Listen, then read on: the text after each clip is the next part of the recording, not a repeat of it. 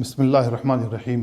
अल्हम्दुलिल्लाहि रब्बिल आलमीन वस्सलातु वस्सलामु अला अशरफिल अंबिया'i वल मुरसलीन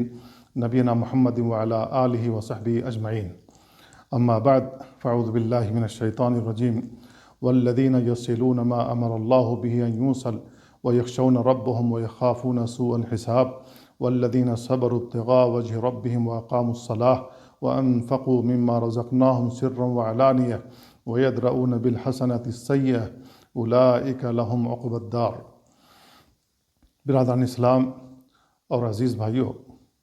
कुरान करीम की जो आयत पढ़ी गई इसमें अल्लाह रब्बुल आलमीन ने बयान फरमाया, वो लोग जो रिश्तेदारियों को मिलाते हैं जिनके मिलाने का अल्लाह ने हुक्म दिया है और अपने रब से डरते हैं और सूए हिसाब से खौफ खाते हैं, और जो लोग अपने रब का वजह तलाश करते हुए सब्र करते हैं और नमाज कायम करते हैं, और जो हमने उन्हें माल दिया उनमें से वो खर्च करते हैं ज़ाहरी तौर पर और पोशीदा तौर पर, और नेकियों के ज़रिए बुराइयों को मिटाते हैं, दूर करते हैं। उलाइका लहुम उक़बद्दार, उन्हीं के लिए बेहतरीन घर है, उन्हीं के लिए जन्नत है। अल्लाह रब्बुल आलमीन ने इस आयत में सिला रहमी के ताल्लुक़ से बयान फरमाया है कि अल्लाह रब्बुल आलमीन ने सिला रहमी का हुक्म दिया है, और जो लोग अपने रब से डरते हैं और सूए हिसाब से डरते हैं, और अल्लाह रब्बुल आलमीन ने जो उन पर फ़राइज़ आयद किए हैं उनकी बजा आवरी करते हुए अल्लाह रब्बुल आलमीन की रज़ा तलब करते हुए सब्र करते हैं, नमाज कायम करते हैं और मालों में से ज़कात देते हैं, सदका करते हैं और बुराइयों को नेकियों के ज़रिए से मिटाते हैं, अल्लाह रब्बुल आलमीन ने बयान फरमाया कि इन्हीं के लिए जन्नत है। अल्लाह रब्बुल आलमीन ने दूसरी आयत में बयान फरमाया, जो लोग रिश्तेदारियों को नहीं मिलाते हैं बल्कि काटते हैं, सिला रहमी नहीं करते हैं, तो ऐसी सूरत में अल्लाह रब्बुल आलमीन ने उन पर लानत फरमाई है। फ़हल असैतुम इन तवल्लैतुम अन तुफ़सिदू फ़िल अर्ज़ि व तुक़त्तिअू अरहामकुम उलाइका अल्लज़ीना लअनहुमुल्लाह फ़असम्महुम व अमा अब्सारहुम। क्या तुमको ज़मीन की जब तवल्लियत अता कर दी जाए तो ज़मीन में फ़साद बर्पा करोगे और सिला रहमी नहीं करोगे बल्कि उन्हें काटोगे? यही वो लोग हैं जिन पर अल्लाह ने लानत फरमाई है और उनको अंधा बहरा बना दिया है। तो मेरे भाइयों, इस्लाम में सिला रहमी की बहुत अहमियत है, क़राबतदारी जोड़ने की बहुत अहमियत है। रसूलुल्लाह सल्लल्लाहु अलैहि वसल्लम की ज़िंदगी को देखा जाए तो आपने सिला रहमी की है, ज़माने जाहिलियत में भी और इस्लाम आने के बाद भी। हत्ता कि जब आप हिजरत करके मदीना आ गए तो भी आपने सिला रहमी की है। चाहे माँ बाप में से कोई काफिर ही क्यों न हो, फिर भी एक मुसलमान को हुक्म है कि वो सिला रहमी करे, हर हाल में क़राबतदारी को जोड़े। तो हमें क़राबतदारियों को जोड़ना चाहिए। उसके लिए अल्लाह के नबी सल्लल्लाहु अलैहि वसल्लम ने बहुत सारी अहादीस बयान फरमाई हैं, तो हमें उसके मुताबिक अमल करना चाहिए। अबू अय्यूब रज़ी अल्लाह तआला अन्हु की हदीस है कि एक अराबी, एक देहाती रसूलुल्लाह सल्लल्लाहु अलैहि वसल्लम के पास आया जो सफ़र के लिए जा रहा था, और उसने अपनी ऊँटनी की महार थाम रखी थी। उसने कहा, ए अल्लाह के रसूल, मुझे कोई ऐसा अमल बता दीजिए जिस पर मैं अमल करूं तो जन्नत से करीब हो जाऊं और जहन्नम से दूर हो जाऊं। तो नबी करीम सल्लल्लाहु अलैहि वसल्लम थोड़ी देर खामोश रहे, अपने असहाब की जानिब, अपने सहाबा की जानिब नज़र उठाई और उनकी तरफ देखा। फिर आपने बयान फरमाया कि लक़द वुफ़िक़ औ हुदिया, इस आदमी को तौफ़ीक़ दी गई है और इसको हिदायत दी गई है।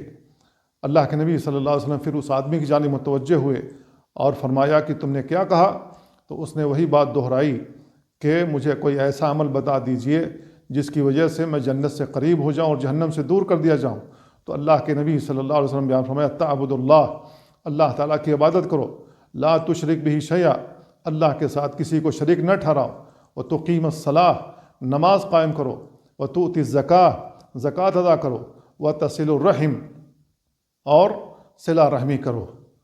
और रवायत के आखिर में है, इन तमस्सक बिमा अमरतु बिही दखलल जन्नह, जो मैंने अभी इसको बतलाया है अगर वो इस पर अमल पैरा होता है तो जन्नत में ज़रूर दाखिल होगा। یہ صحیح بخاری و مسلم کی روایت ہے۔ تو اللہ کے نبی صلی اللہ علیہ وسلم نے اس میں چند باتیں بیان فرمائی ہیں جنت میں داخلے کے لیے اور جہنم سے دوری کے لیے۔ پہلی چیز یہ ہے کہ اللہ کی عبادت کرو۔ اللہ کی عبادت کرنا ہر مسلمان پر فرض ہے، چاہے کوئی مرد ہو یا عورت ہو، ہر بالغ انسان پر فرض ہے کہ وہ اللہ کی عبادت کرے، 5 وقت کی نماز پڑھے۔ اللہ کی عبادت کرنا اللہ رب العالمین کا حق ہے، کیونکہ اللہ رب العالمین نے پیدا کیا ہے ہمیں اور آپ کو، وہی روزی دیتا ہے، اسی نے صحت دی ہے اور وہی مارتا اور جلاتا ہے، ساری کائنات کی تدبیر وہی کرتا ہے، لہذا وہ تنہا عبادت کا مستحق ہے۔ اللہ کے نبی صلی اللہ علیہ وسلم نے معاذ بن جبل رضی اللہ تعالیٰ عنہ سے فرمایا تھا جب وہ آپ کی سواری کے پیچھے بیٹھے ہوئے تھے کہ اے معاذ، کیا آپ کو معلوم ہے کہ اللہ کا حق بندے پر کیا اور بندے کا حق اللہ پر کیا ہے؟ تو انہوں نے کہا اللہ اور اس کے رسول زیادہ بہتر جانتے ہیں، مجھے علم نہیں ہے۔ آپ نے بیان فرمایا حق اللہ علی العباد ان یعبدوہ ولا یشرکوا بہ شیئا، کہ بندے اللہ کی عبادت کریں اور اس کے ساتھ کسی کو شریک نہ ٹھہرائیں۔ تو اللہ کے نبی صلی اللہ علیہ وسلم نے بیان فرمایا کہ بندوں پر اللہ کا حق ہے کہ بندے اللہ کی عبادت کریں اور اس کے ساتھ کسی کو بھی شریک نہ ٹھہرائیں۔ جب بندے اللہ رب العالمین کا یہ حق ادا کریں گے تو ایسی صورت میں اللہ کے اوپر اب بندوں کا حق بنتا ہے، اور وہ حق یہ ہے کہ اللہ رب العالمین ان کو ہمیشگی کا عذاب نہیں دے گا۔ تو یہ اللہ رب العالمین کا حق ہے کہ اللہ کی عبادت کی جائے اور اس کے ساتھ کسی کو بھی شریک نہ ٹھہرایا جائے، نہ اس کی ذات میں، نہ اس کی صفات میں، نہ اس کے افعال میں، اور نہ ہی اس کی عبادت میں۔ دوسری بات آپ نے بیان فرمائی نماز پڑھو، نماز قائم کرو۔ نماز قائم کرنے کا اللہ رب العالمین نے بھی حکم دیا، اقیم الصلاۃ لدلوک الشمس الی غسق اللیل وقرآن الفجر ان قرآن الفجر کان مشہودا۔ تو اللہ رب العالمین نے اپنے نبی کو حکم دیا نماز قائم کرو، تو اللہ کے نبی صلی اللہ علیہ وسلم نے نماز قائم کی، ساری زندگی نماز پڑھتے رہے اور نماز پڑھنے کا حکم بھی دیا۔ اللہ رب العالمین نے آپ کو حکم دیا تھا کہ آپ اپنے گھر والوں کو نماز کا حکم دیں، وَأْمُرْ أَهْلَكَ بِالصَّلَاةِ وَاصْطَبِرْ عَلَيْهَا لَا نَسْأَلُكَ رِزْقًا نَحْنُ نَرْزُقُكَ وَالْعَاقِبَةُ لِلتَّقْوَىٰ۔ اے نبی آپ اپنے گھر والوں کو نماز کا حکم دیجئے۔ تو نبی کریم صلی اللہ علیہ وسلم نے اپنے گھر والوں کو نماز کا حکم دیا، اور جو آپ پر ایمان لانے والے صحابہ تھے ان کو بھی نماز کا حکم دیا، اور نماز پابندی کے ساتھ جماعت کے ساتھ پڑھتے اور پڑھاتے رہے۔ تیسری بات آپ نے بیان فرمائی وَتُؤْتِي الزَّكَاةَ، زکوٰۃ ادا کرنا۔ جب تمہارے پاس نصاب کو پہنچ جائے مال، چاہے وہ سونے چاندی کی صورت میں ہو، چاہے چوپایوں کی صورت میں ہو، چاہے غلہ جات کی صورت میں ہو، اگر وہ نصاب کو پہنچتے ہیں تو ان میں سے زکوٰۃ نکالتے رہنا۔ اگر زکوٰۃ نہیں نکالو گے تو رسول اللہ صلی اللہ علیہ وسلم نے بڑی سخت وعید بیان فرمائی ہے۔ آپ نے بیان فرمایا کہ جو سونے چاندی ہم اپنے پاس خزانہ بنا کر کے رکھتے ہیں اور اس میں سے زکوٰۃ نہیں ادا کرتے ہیں، قیامت کے دن یہی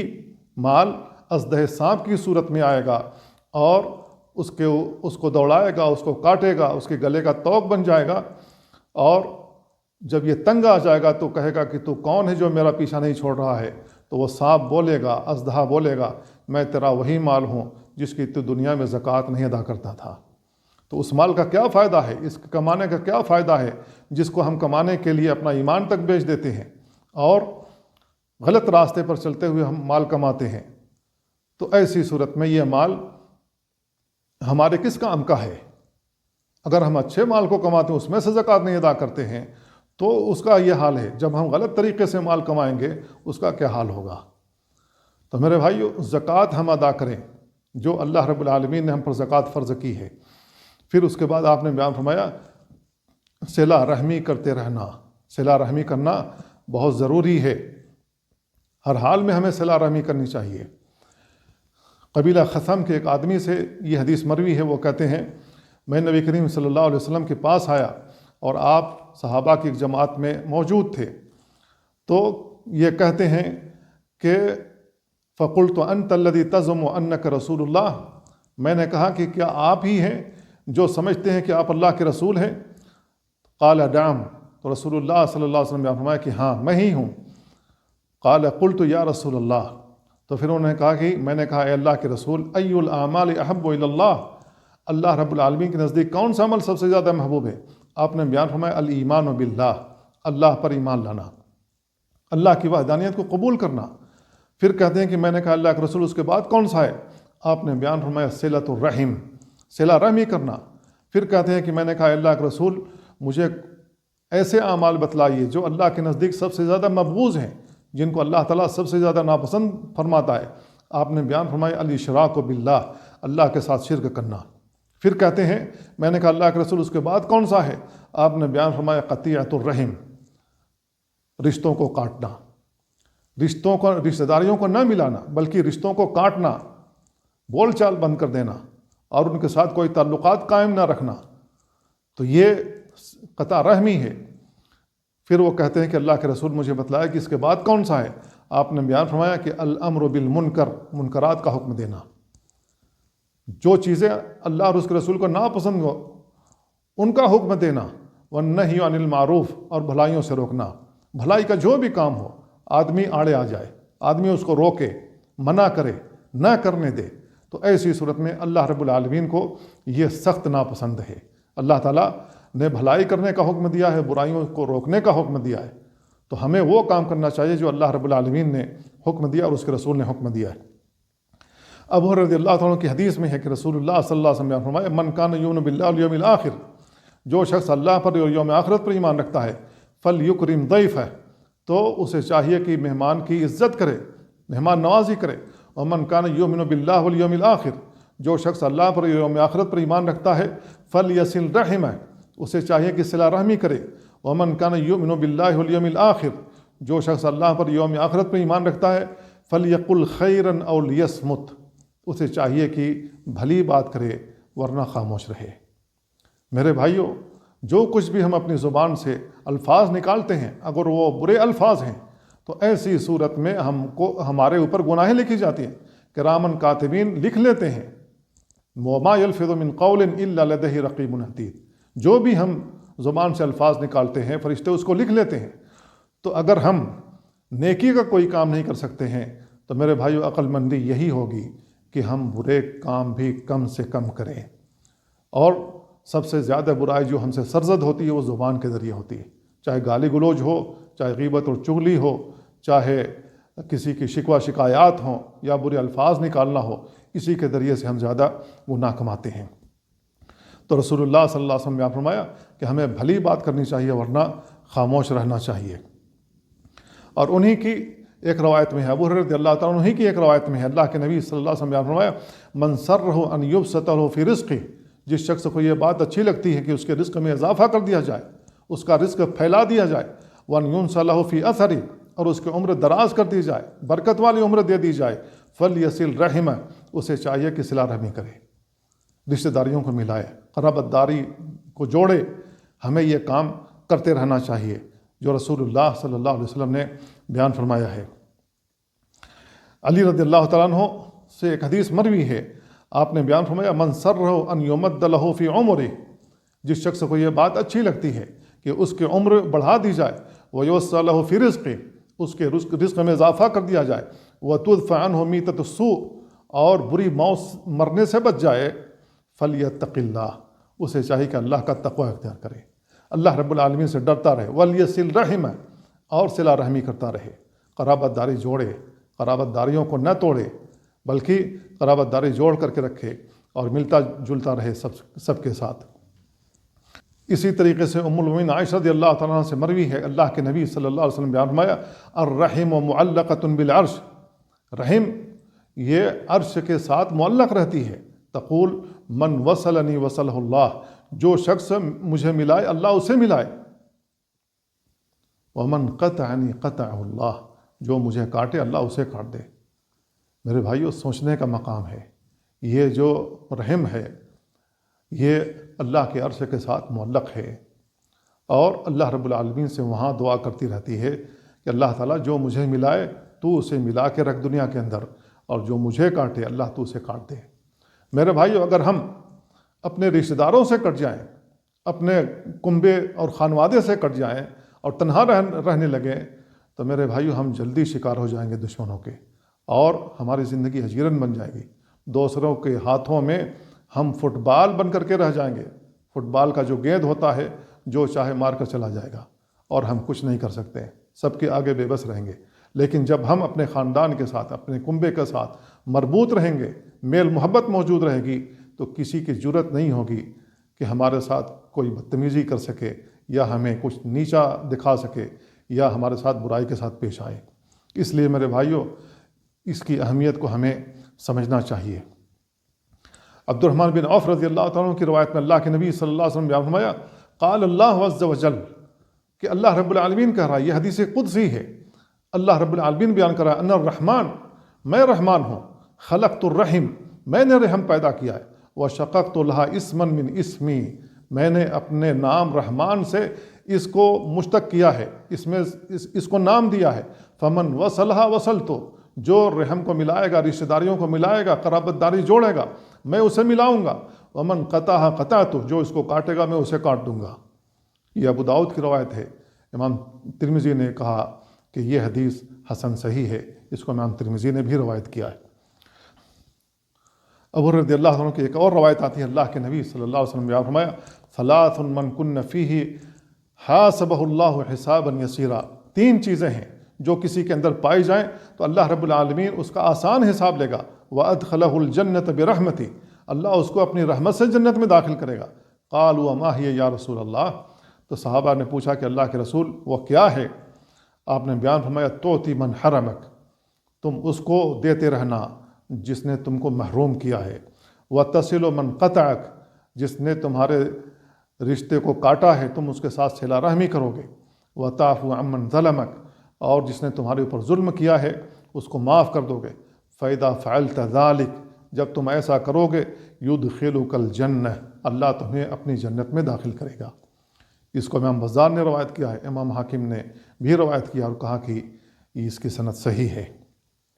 تو میرے بھائیوں، اس سے ہمیں اندازہ ہو جانا چاہیے کہ صلہ رحمی کی اسلام میں بڑی اہمیت اور بڑی تاکید ہے، اور اس کی فضیلت یہ ہے کہ اللہ رب العالمین اس کے ذریعے سے ہمیں جنت میں داخل کرے گا۔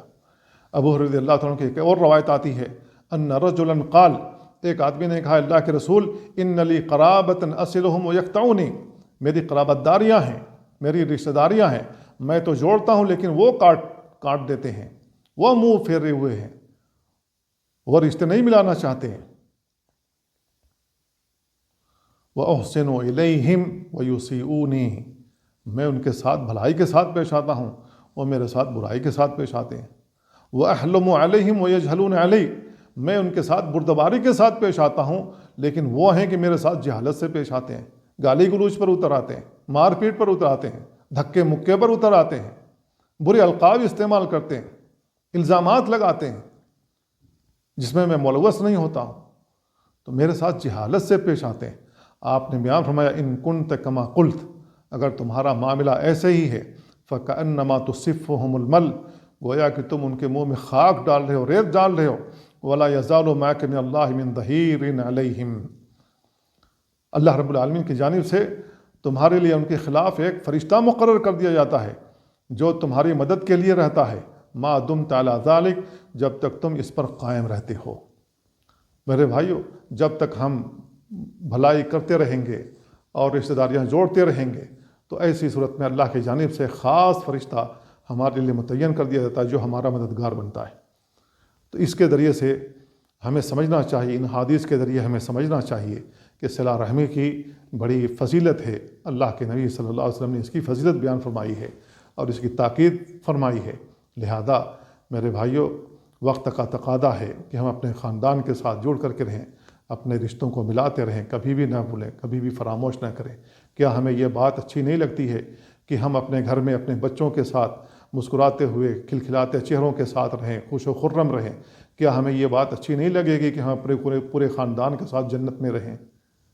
میرے بھائیو، کتنا بہترین وہ منظر ہوگا جب ہم اپنے پورے خاندان کے ساتھ جنت میں موجود رہیں گے،